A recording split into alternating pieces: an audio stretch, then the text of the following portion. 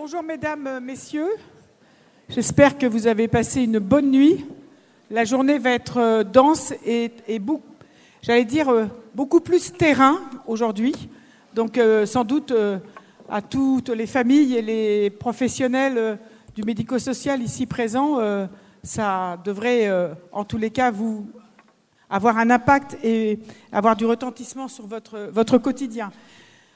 Dans l'histoire de l'autisme et dans les combats qui ont été menés, les associations de familles ont été la clé de voûte, indispensable. Elles sont toujours là en veille et toujours très présentes auprès des politiques publiques. Donc ici, nous avons le plaisir d'accueillir Françoise Bastier et Nicole Collot, qui sont respectivement, donc Nicole est présidente de l'association Autisme France Poitou-Charentes et Françoise est administratrice de l'Union régionale Autisme France Poitou-Charentes. Donc voilà. Merci beaucoup. Je vous laisse la parole pendant une demi-heure. Merci beaucoup. Bonjour à tous et à toutes. D'abord, en premier lieu, nous voulions remercier toute l'équipe de la page 86 pour l'accueil chaleureux qui nous a été réservé et puis pour la qualité de l'organisation. Donc, nous sommes des représentants des âgés, nous sommes des familles, bien évidemment. Et nous voulions... Alors, attendez... Pardon. Donc, parler de la qualité de vie de nos enfants et de nous, familles, c'est parler du quotidien, des besoins spécifiques de nos enfants, de ce que nous faisons aux côtés des professionnels pour les aider à acquérir toujours plus d'autonomie pour qu'ils aillent le mieux possible. Mais notre quotidien aussi, c'est nos inquiétudes, parfois face à leurs difficultés, leur incompréhension, notre incompréhension, nos joies face à leur réussite, même si parfois on a des joies immenses par rapport à ce qui peut paraître des petits progrès, mais c'est vraiment quand même des choses extrêmement importantes pour nous. Notre quotidien aussi, c'est notre engagement associatif pour défendre les droits des personnes autistes et puis pour défendre les droits également des familles. C'est pourquoi je voulais faire une présentation rapide du rappel de ce qu'est Autisme France et de ses missions depuis plus de 30 ans aujourd'hui, puisque en plus d'avoir une action au niveau régional, je suis vice-présidente d'Autisme France. Est-ce que je peux avoir la diapo suivante? Voilà. Ça marche pas? Ah si, voilà. Donc en premier, on va vous parler rapidement des résultats d'une enquête qu'Autisme France a lancée cette année dans le cadre des Journées de l'autisme 2024 par rapport aux adultes qui sont souvent les grands oubliés des stratégies. Et ça nous semblait important d'avoir un peu le retour des familles et puis des personnes elles-mêmes pour savoir quelles étaient leurs conditions de vie aujourd'hui et leur qualité de vie surtout.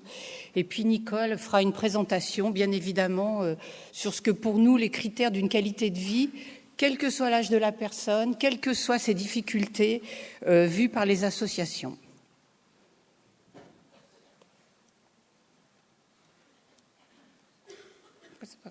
J'appuie pas sur le bon bouton. Donc Autisme France, rapidement, c'est une association nationale de familles qui a été créée en 1989 et qui est reconnue d'utilité publique depuis maintenant plus de 20 ans. Nous sommes partenaires d'Autisme Europe et bien évidemment, comme je vous l'ai dit tout à l'heure, nous défendons le droit des personnes autistes et de leurs familles. Donc c'est un réseau associatif qui est réparti dans toute la France et il y a à peu près 10 000 adhérents qui sont à Autisme France. La priorité de nos actions est de diffuser les connaissances et les informations concernant les bonnes pratiques, avoir un plaidoyer auprès des instances de tutelle et nous cherchons également à participer aux actions des pouvoirs publics pour pouvoir évaluer et mettre en avant les besoins des personnes. Un service d'accueil et d'information téléphonique qui est extrêmement sollicité, quotidiennement sollicité par les familles, mais aussi par les professionnels. Et puis nous aussi, nous organisons un congrès annuel pour des communications comme aujourd'hui sur les connaissances scientifiques. Et puis également, nous avons toujours à cœur de montrer les pratiques des professionnels au quotidien. 3 salariés et beaucoup de bénévolat. Ça, je pense que c'est quand même important, notamment dans la qualité de vie des personnes, il ne faut pas l'oublier. Nous sommes des bénévoles et nous y passons beaucoup de temps. C'est une volonté, mais c'est important de le souligner. Un financement essentiellement de dons et d'adhésions. Alors, juste combien de personnes autistes en France ? Avec la prévalence aujourd'hui qui est entre 1 et 2%, eh bien, il y a 1 million de personnes en France qui sont autistes, dont les 2/3 sont des adultes, avec 10 000 naissances d'enfants par an. Et on peut considérer aujourd'hui, c'est un trouble fréquent qui est souvent associé au TND, aux troubles psychiatriques et puis bien évidemment à d'autres comorbidités. Alors, les besoins des adultes, il ne faut pas oublier qu'ils sont souvent minimisés. Il y a beaucoup d'adultes aujourd'hui qui sont sans solution au domicile des familles et que par rapport au nombre de personnes, il y a une réelle insuffisance des politiques publiques en ce qui les concerne. Et c'est pour ça que nous avons mis en place cette enquête dans le cadre des journées de l'autisme pour essayer d'évaluer un petit peu les besoins et puis la situation des familles. En 6 semaines, on a recueilli 2300 réponses exploitables. Il y en a eu beaucoup d'autres, mais qui n'étaient pas complètes, donc on n'a pas pu les prendre en compte. Et c'est vrai que un quart des réponses ont été faites par les personnes elles-mêmes, 3/4 par les familles, ce qui veut quand même dire que la famille dans le poids de l'autisme est vraiment essentielle et on a vraiment besoin d'être partenaire des professionnels pour améliorer leur quotidien. L'enquête, vous pourrez la trouver en ligne, on vous a mis le lien après sur le site d'Autisme France. On a extrait seulement quelques passages qui nous semblaient le plus important. C'est vrai que quand on s'adresse à des personnes autistes aujourd'hui, ce sont des personnes qui ont plus de 20 ans, bon, parfois un petit peu plus jeunes, mais qui ont eu un parcours extrêmement chaotique il y a quelques années et qui n'ont pas de diagnostic, qui n'ont pas eu de diagnostic dans la petite enfance. Ça, c'est vraiment problématique. C'est pour ça qu'aujourd'hui, le dépistage précoce est extrêmement important. D'autant que lors de la dernière stratégie, il y avait eu la mesure 37 par rapport au diagnostic dans les établissements non dédiés. Et en fait, il y a eu très peu de personnes qui ont été diagnostiquées. Cette mesure n'a pas été à la hauteur de ce qu'on espérait. Et notamment dans le cas des diagnostics fonctionnels, peu de personnes ont pu en bénéficier. Juste un chiffre quand même important, c'est que 127 personnes sur le nombre de personnes qui ont répondu ont été diagnostiquées à plus de 50 ans. Donc on peut imaginer le parcours chaotique de ces personnes. En ce qui concerne l'hébergement et la vie sociale, les adultes autistes sont toujours chez nous, chez nos parents. C'est vrai que 36% des plus de 26 ans vivent encore au domicile de la famille. Et à 40 ans, 22% sont encore au domicile des familles. Donc il faut vraiment avoir en tête que c'est une charge extrêmement lourde pour les familles, d'autant plus que nous vieillissons, comme tout le monde, et que parfois ça devient vraiment compliqué pour certains. Certains n'ont même pas accès à la prise en compte de leurs besoins. Il y a un manque de soutien dans la vie ordinaire, parce que la qualité de vie, c'est quoi ? C'est la vie ordinaire, c'est le quotidien. Et souvent, il n'y a pas de solution adaptée et d'aide familiale, ne serait-ce que pour les tâches domestiques. Pour la majorité, non par choix ou choix par défaut, il y a souvent une mauvaise expérience dans des établissements qui n'étaient pas spécialisés par rapport aux besoins spécifiques ou alors vraiment par manque de place également. Ce qui fait qu'il y a beaucoup d'adultes autistes qui se retrouvent aujourd'hui au domicile des familles et c'est souvent ces familles-là qu'on a au téléphone.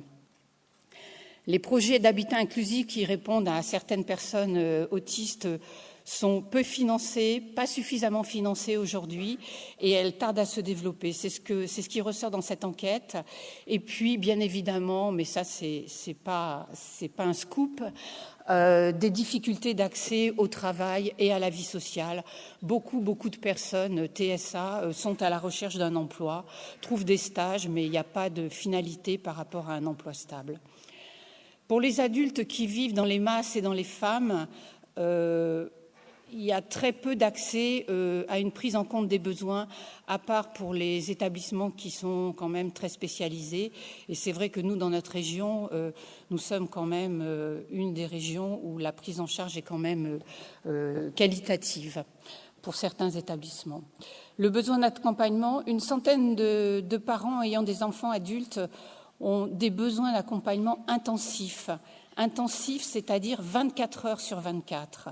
C'est énorme parce que il ne faut pas oublier que ça reste une enquête et qu'il y a plein de personnes qui n'ont pas répondu, plein de professionnels qui n'ont pas répondu, et ne serait-ce que dans cette enquête, 100 personnes en France vivent H24 avec une personne qui a des besoins extrêmement importants et la famille est totalement délaissée.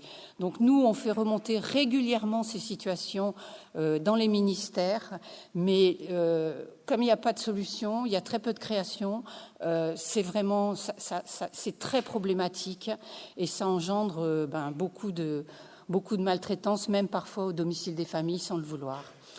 Pour les personnes TSA qui vivent en hôpital psychiatrique, c'est toujours la même histoire, bien qu'il y ait... souvent, ils sont enfermés, contention, isolement, abus de psychotropes. Ça, c'est les réponses classiques qu'on a eues. Il y a beaucoup d'appels au secours aujourd'hui par rapport à ça. L'accès aux soins, bien sûr. Aujourd'hui, nous, on a la chance d'avoir trois établissements qui prennent en charge les personnes en situation de handicap pour les soins somatiques, mais c'est pas la généralité en France. Le milieu ordinaire pour les soins somatiques reste problématique, même pour les personnes qui ont une bonne autonomie, parce que c'est toujours des moments de stress et il y a vraiment besoin d'accompagnement. L'impact sur les familles. Donc ça, je vous le disais au départ, bien évidemment, les parents, on n'est pas internel, personne ne l'est, et l'interrogation, l'anxiété de nous, c'est de vieillir et de laisser nos enfants, sans savoir vraiment ce qui va pouvoir se passer. Même s'il y a une fratrie, on est vraiment le pilier pour eux. Le chiffre est parlant, c'est-à-dire que les plaintes les plus fréquentes, c'est de la fatigue, de l'épuisement, une restriction de la vie sociale, beaucoup de souffrances psychologiques aussi, et puis il n'y a pas de relais. On en a beaucoup parlé dans les stratégies, mais on ne voit rien venir. Donc du relais au quotidien, du relais les week-ends, du relais pour avoir une vie sociale, eh bien c'est encore aujourd'hui extrêmement peu fréquent. Voilà, c'était pour vous montrer les besoins des personnes des adultes aujourd'hui en situation de TSA. Cette enquête, vous pouvez la trouver sur le site d'Autisme France, bien évidemment. Nous n'oublions pas les enfants pour lesquels l'année 2023 avait été notre focus sur les interventions précoces. Dernier point essentiel par rapport à la politique de l'autisme en France, nous restons très vigilants par rapport au déploiement de la circulaire des 50 000 solutions sur 7 ans, il ne faut pas l'oublier. Toutes ces solutions ne vont pas arriver dans l'année qui vient. Il y a des rattrapages énormes à faire dans certains territoires. Il y a une logique de parcours avec un appui à la demande des besoins exprimés. Il faut trouver des créations de nouvelles solutions modulaires, des petites unités à taille humaine avec une diversification des réponses et une spécialisation et spécificité des formations, bien évidemment. Mais ça, nous le répétons régulièrement. Et la priorité, c'est vraiment de tourner toutes ces solutions vers le milieu ordinaire et l'école inclusive. Je vous remercie.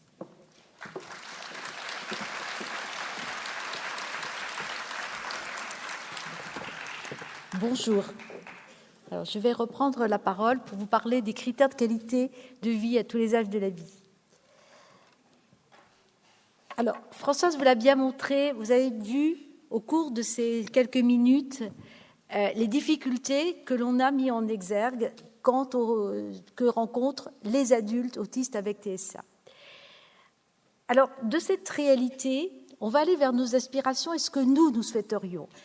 D'abord, reconnaître la charte d'Autisme France. Donc, je vais vous présenter certains chapitres là, pendant les minutes qui suivent.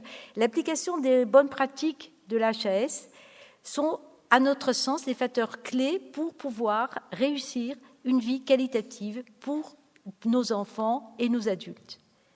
Et ça, à bien sûr, toutes les étapes de la vie. Alors, on va ensemble, pendant quelques moments, écrire une histoire. Alors, quand je vous dis que je vais écrire une histoire, je voudrais que cette histoire, ça ne soit pas de la fiction, mais que ce soit la réalité. En fait, on va rouvrir le livre et on va voir comment est-ce qu'on peut améliorer cette qualité de vie. Alors, si on parle de qualité de vie, il faut introduire une notion de définition. Alors là, il y a la définition de l'OMS. Alors, elle est un petit peu compliquée, elle est aussi adaptée par rapport à nos valeurs, c'est pas forcément toujours parlant quand on parle de troubles du spectre de l'autisme. Quand on recherche dans la littérature des définitions, des critères ou de la qualité de vie pour les personnes autistes, alors c'est vrai qu'on trouve beaucoup de publications sur la qualité de vie, l'étude, savoir qui montre d'ailleurs pour la plupart que la qualité de vie, elle est bien inférieure à celle de la population ordinaire. Ça, c'est pas vraiment un scoop non plus. Et alors, ça ne veut pas. Ah, Ben oui, c'est ce que je fais. C'est bloqué. Je ne sais pas si je peux avoir la diapositive suivante. Ah, voilà. Donc, en fait, on retrouve... La seule chose que j'ai pu retrouver, c'est le modèle de Charlock et Verdugo, qui est un modèle qui est appliqué plutôt à la déficience intellectuelle, aux personnes avec déficience intellectuelle. Mais quand on les lit, ces critères, finalement, on se dit la participation sociale, le bien-être, l'autonomie, ce sont des mots qui sont parlants pour nous, qui travaillons ou qui vivons dans le monde du spectre de l'autisme. Donc, pourquoi pas les appliquer et voir comment on peut effectivement les mettre en application dans la vie ordinaire. Alors pour ça, on va construire ensemble une pyramide et on va définir 7 clés. 7 clés avec 7 couleurs qui vont pouvoir ouvrir la porte et permettre cette qualité de vie. Alors la première chose, c'est la base. C'est la base de la pyramide, c'est la base de tout. Ce qui est essentiel, c'est la formation et la sensibilisation. Il est important que la formation initiale et continue des professionnels médicaux et paramédicaux, des professionnels des services et des établissements médico-sociaux, également des professionnels de l'enfance. Et je pense aussi à l'éducation nationale, je pense aussi aux professionnels, les travailleurs sociaux aussi. Et quand on voit quelquefois les programmes de certains services, je ne sais pas si parmi vous, peut-être certains ont fréquenté les centres de formation des travailleurs sociaux ou des personnels médico-sociaux, on a un petit peu l'impression qu'on est un peu, entre guillemets, je vais être gentille, has-been. C'est-à-dire qu'en fait, Freud, on va peut-être le mettre aux archives. C'est un peu comme si, en cours de géographie, à l'école, on apprenait l'URSS au lieu de la Russie. Vous voyez, c'est complètement incongru. Donc, et puis en médecine, on sait qu'il faut donner des formations qui soient conformes aux données actualisées. Donc, en fait, remise à jour des programmes. Cela permettra de mieux dépister, de mieux comprendre, de mieux évaluer les besoins. Et donc, ça a un impact sur la qualité de vie. On ne va pas s'arrêter là. On ne va pas s'arrêter simplement qu'à la formation des personnels qui sont en contact direct. Je pense à tous ceux qui sont en contact avec le grand public. Et c'est vrai qu'hier, Madame de Milly parlait qu'à Lyon, ils allaient mettre en place des modules de sensibilisation pour les commerçants. Mais c'est une excellente idée. Quel parent ici qui est présent n'a pas eu un jour une situation tout à fait ubuesque, et voire même des difficultés par rapport à son enfant qui avait un trouble du spectre de l'autisme et des réactions quand on entend des fois « T'as vu le petit garçon là, la petite fille, elle n'est pas bien élevée, toi t'es beaucoup plus sage ». C'est dur quand même à entendre. Donc c'est vrai que si les gens sont sensibilisés, et quand on voit, moi j'ai vécu pas loin de la frontière belge, quand on voit comme en Belgique, il y a eu déjà des sensibilisations depuis longtemps et qui a souvent un impact, c'est important. Formation du personnel grand public. Je pense aussi même aux forces de l'ordre. Parce qu'aussi, on sait qu'il y a quelquefois des personnes autistes qui se retrouvent confrontées avec les forces de l'ordre, qui n'ont pas de la formation nécessaire et qui ne comprennent pas, ou les juges. Tout ça, c'est important. Et ça permet une intégration sociale et respect des droits. Moi, je pourrais citer un exemple de sensibilisation. Je me suis retrouvée un jour en Belgique à visiter un château avec une visite guidée. On s'est dit, oh là là, ça va être hyper difficile. Visite guidée avec notre fille autiste. Bon, on va faire comme d'habitude, parallèle. Et la guide, sans qu'on lui demande, ne lui dise rien, elle l'a repéré. Et elle a adapté son discours à sa fonction. Et je peux vous assurer qu'on a passé un très bon moment. Donc c'est vraiment quelque chose qui est important, la formation et la sensibilisation. L'autre étage et autre qui est le pilier qui, dans la qualité de vie, c'est le respect des besoins spécifiques. Alors en termes de droits, ça permet aussi pour la participation sociale, c'est-à-dire en fait tout un chacun, une personne autiste est un citoyen. Et comme tout citoyen, nous avons dans nos principes liberté, égalité, fraternité. Comme tout citoyen, il a le droit à la participation sociale, à l'accès aux loisirs, aux droits et à la culture. Également, il a besoin aussi, le droit à des soutiens et des compensations.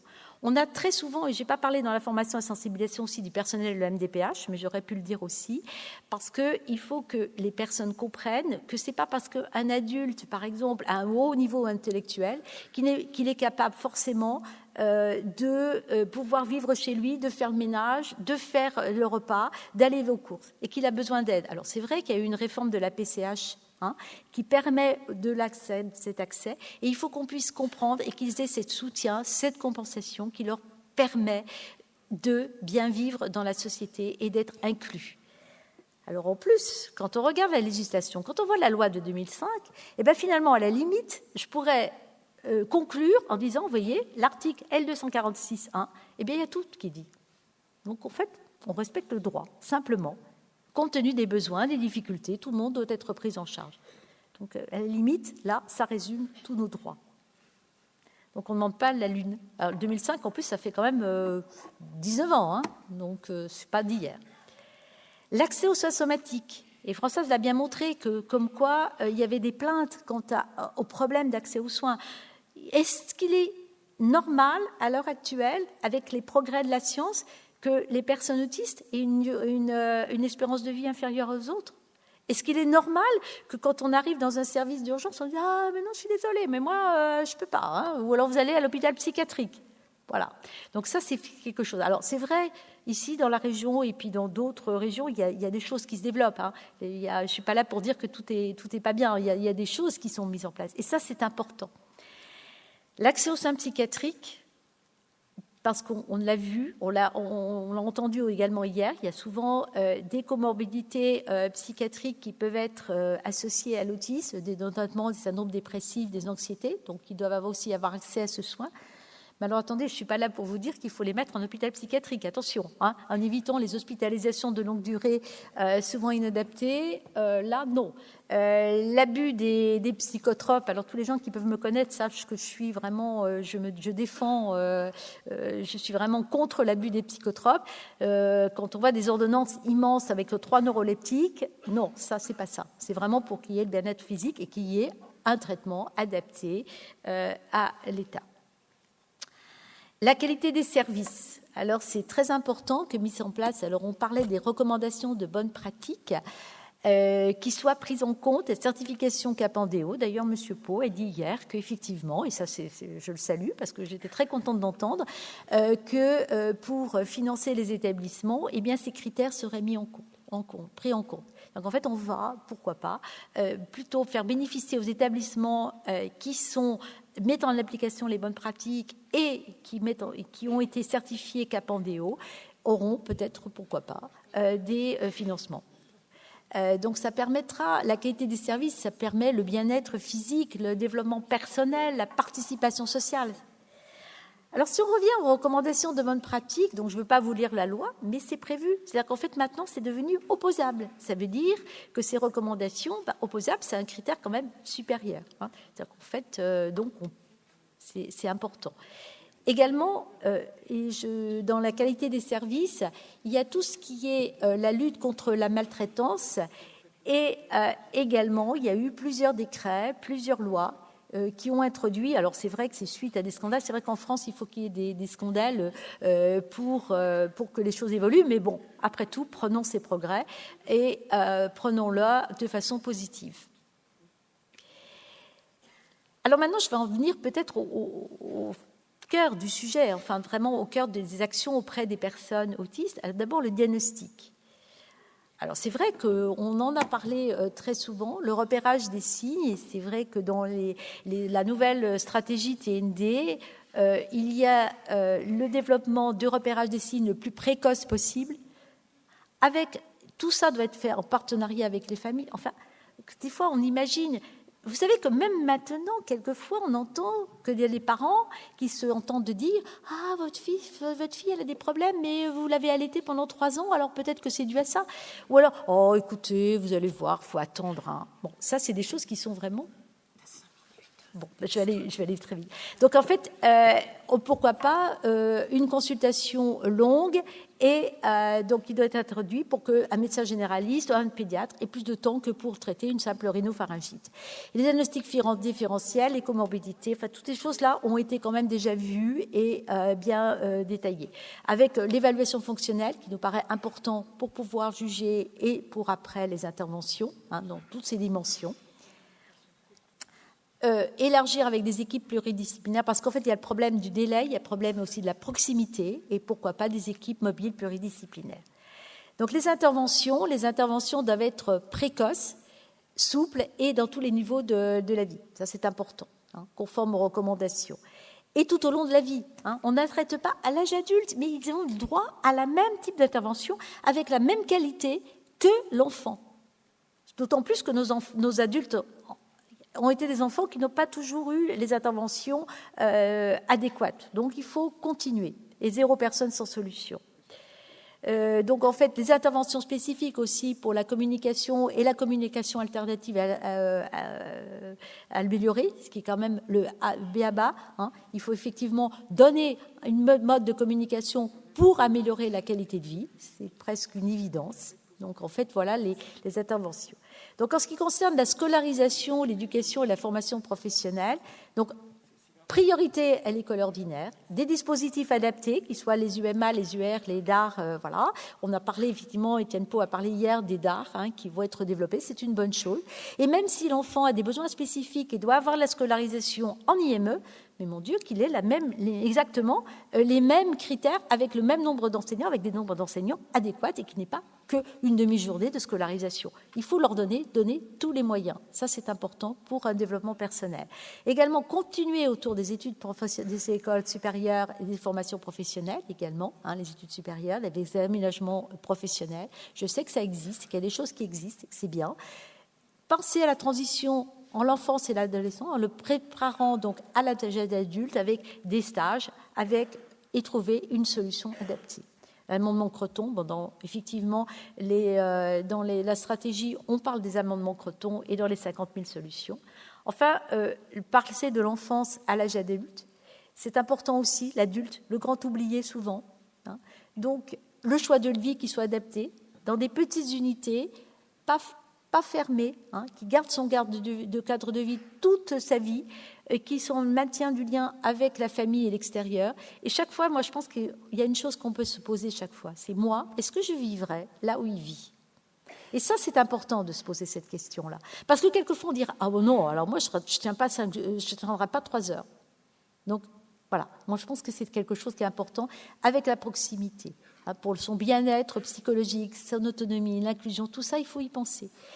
le travail et participation sociale. Et je pense qu'il y a toutes les dimensions du travail. Le travail et la participation sociale, c'est pas simplement que le travail. Bien sûr, le travail en milieu ordinaire, qui doit être adapté en fonction de ses caractéristiques, mais également en milieu spécialisé, en maison d'accueil spécialisée, qu'ils se sentent une utilité sociale. Ça, c'est important. C'est très important pour la qualité de vie. Donc, le bien-être. Alors, j'en terminerai avec le soutien aux familles pour vous dire... Voilà un peu quelle est notre réalité de notre vie. Alors, je ne vais pas tout vous détailler parce qu'il me reste, je pense, que quelques minutes, mais simplement, ce schéma, ça montre bien. C'est un peu notre vie. On est un peu... on est obligé, quand on est mère ou père d'un enfant avec TSA, on doit être polyvalent. Alors, on n'est pas des superwoman, pas des superman, et souvent, on est fatigué, épuisé. Et voilà, c'est un petit peu notre réalité. Et puis, en plus, ça forme tout ce que l'on met en place peut être remis en cause. La qualité de vie de la personne DSA, c'est tout à fait impliqué. Enfin, on ne peut pas parler de la qualité de vie des familles. Pour nous, la première priorité, c'est si notre enfant a une vie qualitative, nous, on a une vie qualitative aussi. Ce qui est important, plus spécifique pour les familles, c'est de reconnaître et valoriser nos connaissances parentales. On l'a vu dans le diagnostic, la formation aussi des aidants. Il y a des choses qui sont mises en place. Moi, je pense par exemple au CRA à Poitiers, que je connais bien, qui met en place une formation diagnostic après. Mais c'est génial. Moi, si j'avais eu ça il y a 20 ans, mais c'est super, quoi. C'est vraiment quelque chose qui est bien. Il y a des choses, droit au relais. Françoise l'a parlé, le relais, le soutien des familles. Il y a des choses aussi qui sont mises en place. Et je conclurai parce que moi, je ne suis pas autiste. Et donc, je vais donner la parole à Temple Grandin, et qui le dit très bien, la qualité de vie pour les personnes autistes s'améliore lorsque nous comprenons leurs besoins, créons des environnements inclusifs et encourageons leur talent unique à s'épanouir. Je trouve que c'est une très belle phrase. Et la dernière diapositive, si il veut bien, autrement, c'est pas grave.